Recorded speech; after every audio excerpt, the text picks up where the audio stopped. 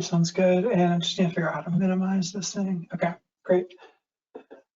Okay, well, thanks for having me here. And sorry I can't be in Fort Collins in person.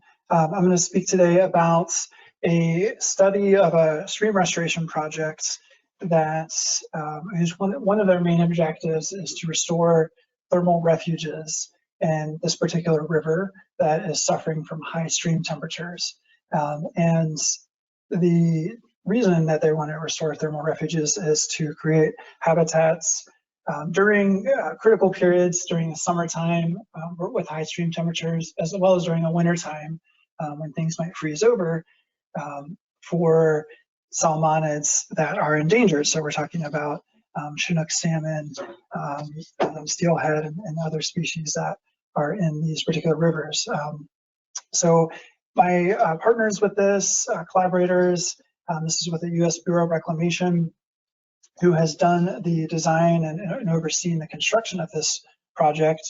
Caroline Newbing, Michael Knudsen, and Justin Nielsen with Bureau of Reclamation in Denver and Idaho, as well as Ian Wilson and colleagues with the Confederated Tribes of the Umatilla Indian Reservation, who are the primary sponsors of the project.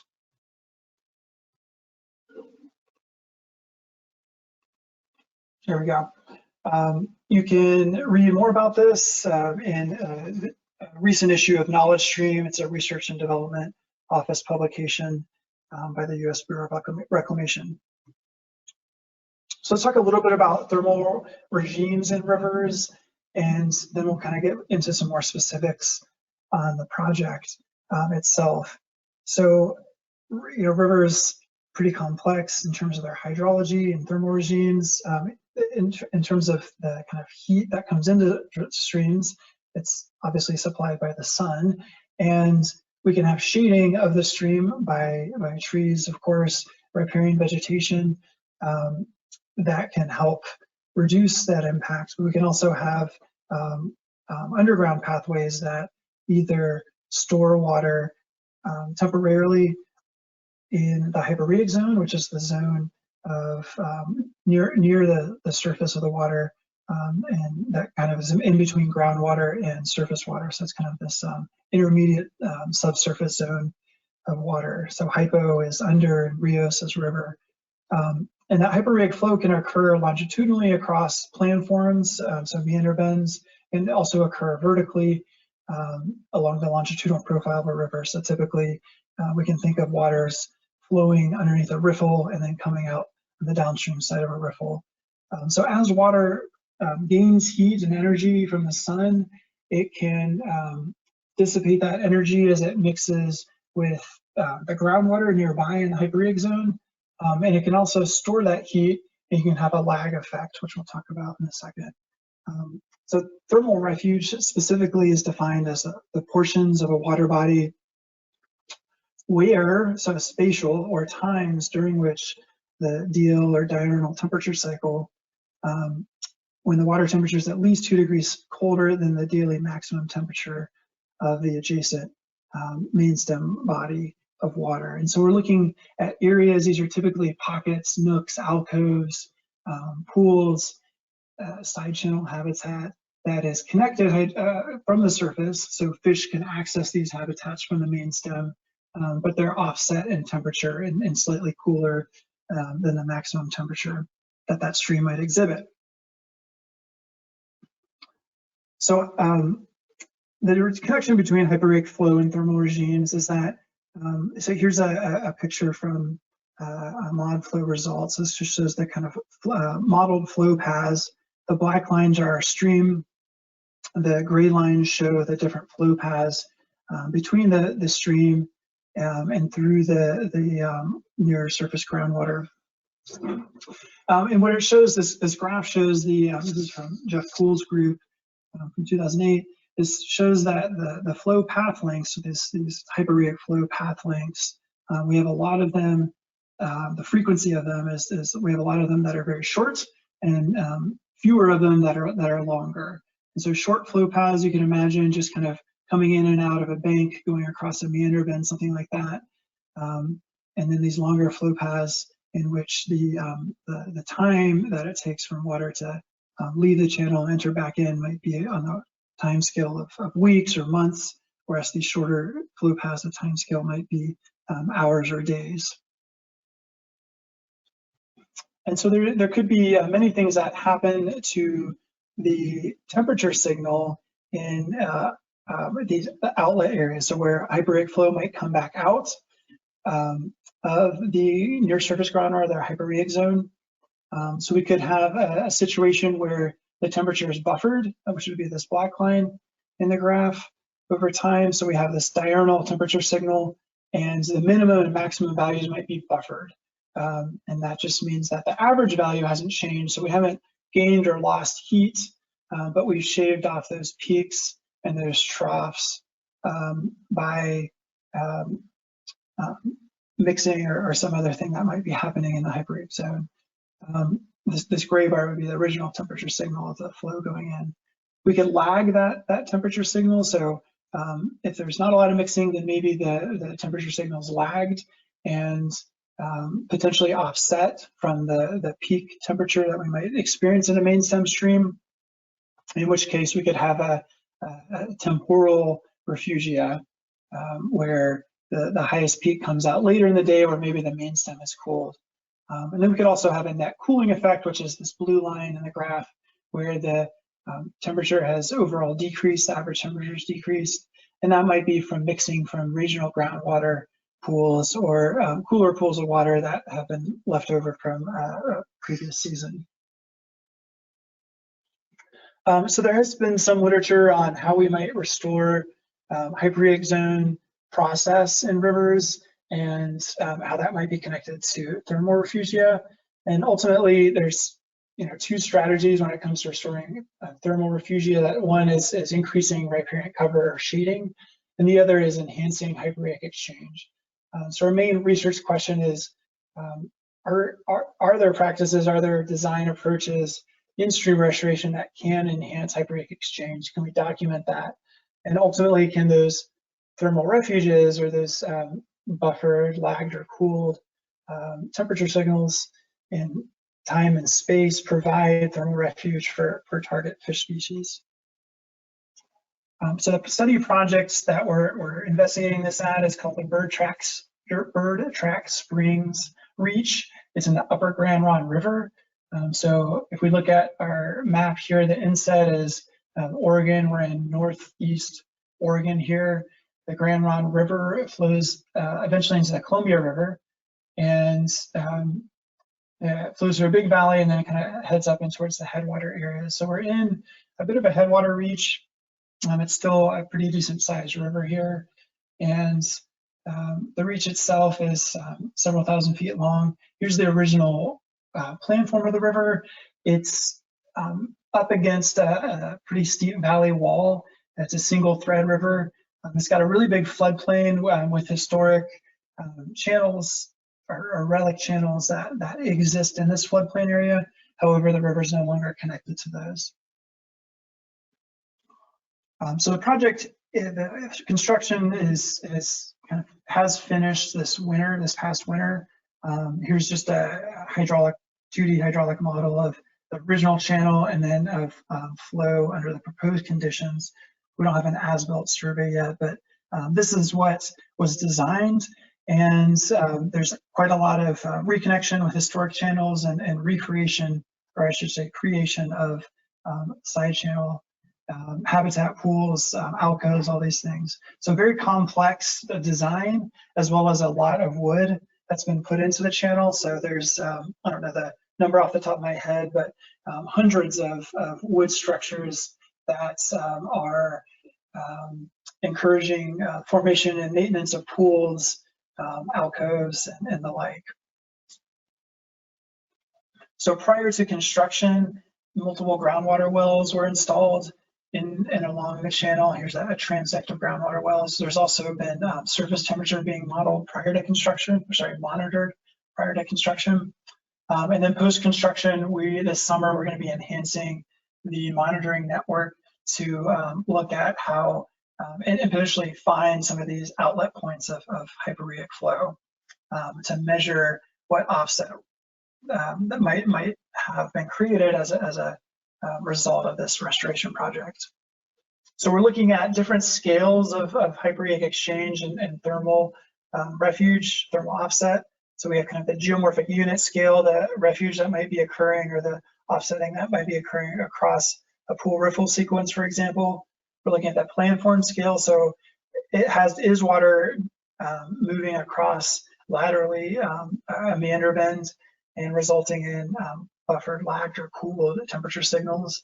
And then we also have these longer side channels where water is now, whereas before it was over here kind of stuck in the main channel, now we're spreading water out into these longer side channels and potentially creating longer flow paths for water to flow through the hyporheic zone.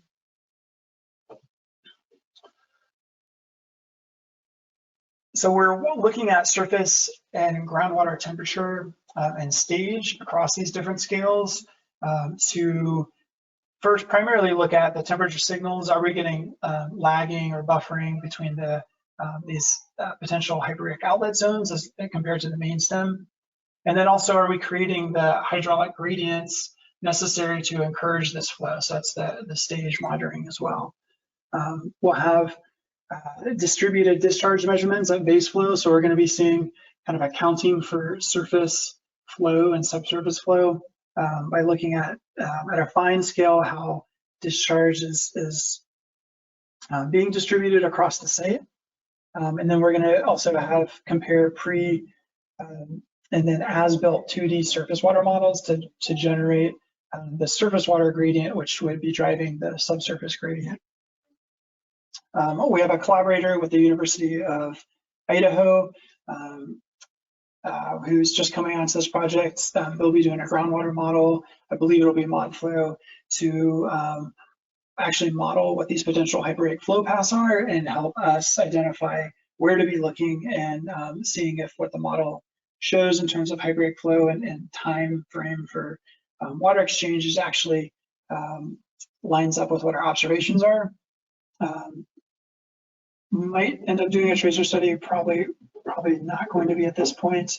We're going to be also doing FLIR surveys, so forward-looking infrared, to identify where we might have hot spots and cold spots in the surface water. Finally, we're collaborating with biologists in Oregon to look at fish surveys, see where fish are congregating. Fish can seek out these thermal refuges in the summertime. So we're going to see if A, they've been created, can we monitor them with surface water temperature monitoring, and then B, are fish actually utilizing them?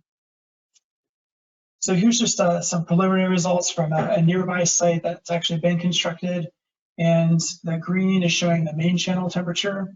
The blue is showing this temperature in an alcove, which you can see in the map. So this is a surface water connection, and it's getting what we hypothesize is water from upstream through a hyporheic zone. And you can see that there is a big buffering in the temperature signal, not only in a diurnal scale, which is the bottom graph here, the black is the main stem and the blue is the buffered temperature signal, but also over a seasonal scale. So in that alcove, the temperature was able to maintain below 16 degrees Celsius, which is a cold water criterion water quality threshold for salmonid species. So just zooming out, what this looks like, that alcove is a seasonally connected channel, but the alcove itself is connected perennially to the main stem, and it's showing much colder temperature over the entire season of the summer. In the interest of time, I'll skip over well, maybe I'll just take 2 seconds to talk about it. We do have groundwater monitoring prior to the construction of the site, and we can see that, let's see here, we have our discharge record and our stage in the main stem, and superimposed we have the groundwater elevations as we move from the closest one, which is groundwater 7, out to the farthest one, which is groundwater 4. You can see kind of a buffered groundwater signal as we move further away, which is expected in terms of the groundwater elevation. But we're also going to be looking at what the temperature signal is as we kind of move away from the channel. And do we measure a kind of buffer temperature signal from the channel upstream to that groundwater monitoring well, and then downstream of that, can we kind of track that through the, for example, meander bend? So to summarize, our thermal restoration strategies can involve reducing solar insolation via shading, as well as changing the geomorphology of the channel, which I didn't talk about specifically, as well as enhancing Hyporheic exchange through distributing water across the floodplain in these multi-threaded systems or multi-branching systems, as well as side channels. We're looking at if and how this type of floodplain restoration, channel restoration, which increases geomorphic complexity via the side channel construction and installation of wood structures, can enhance Hyporheic flow paths and thermal refuge. And then finally, our fish actually using these refuges. So we've got our fish biologists monitoring that. So we do have indications from other nearby sites that we have the potential for creating these refuges, these thermal refuges, through buffered and reduced temperature relative to the main stem. But previous research on this has shown that there's not necessarily a net overall cooling effect. So we don't expect to cool the main stem water, but maybe we can have these kind of smaller scale habitats, refuges that fish can use during the hotter periods of the season.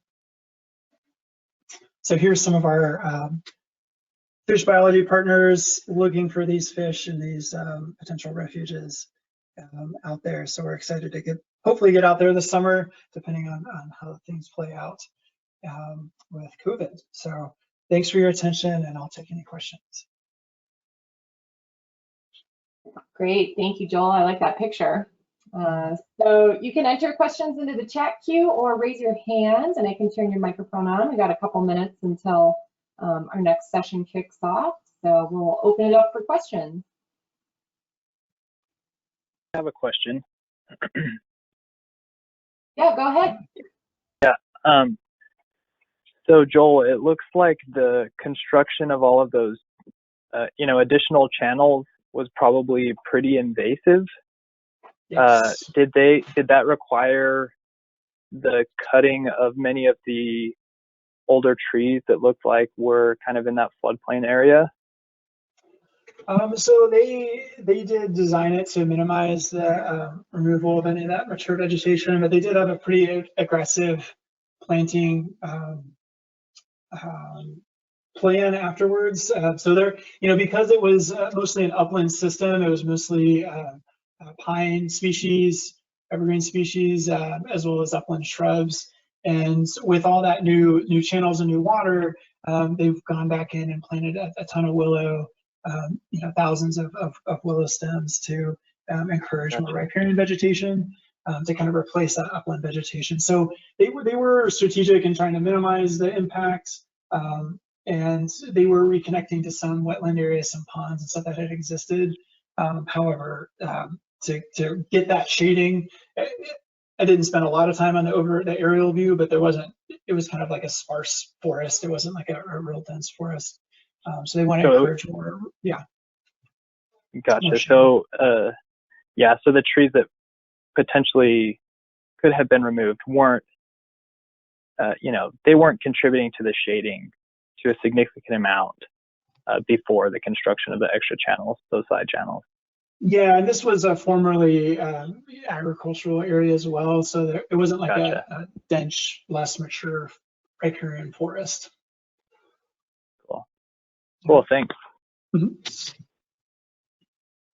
But yeah, I mean, this is a super invasive process, as you can see, and there's a lot of design energy and money spent into designing this. There's other strategies that are kind of similar. This is I would say a highly engineered, not quite stage zero restoration project. There are people practicing quote unquote stage zero restoration where there isn't a lot of design, and they just kind of reduce the grade in a lot of areas and throw a lot of wood into the system and let the channel work itself out. That could also be a recipe for enhanced Hyporheic exchange.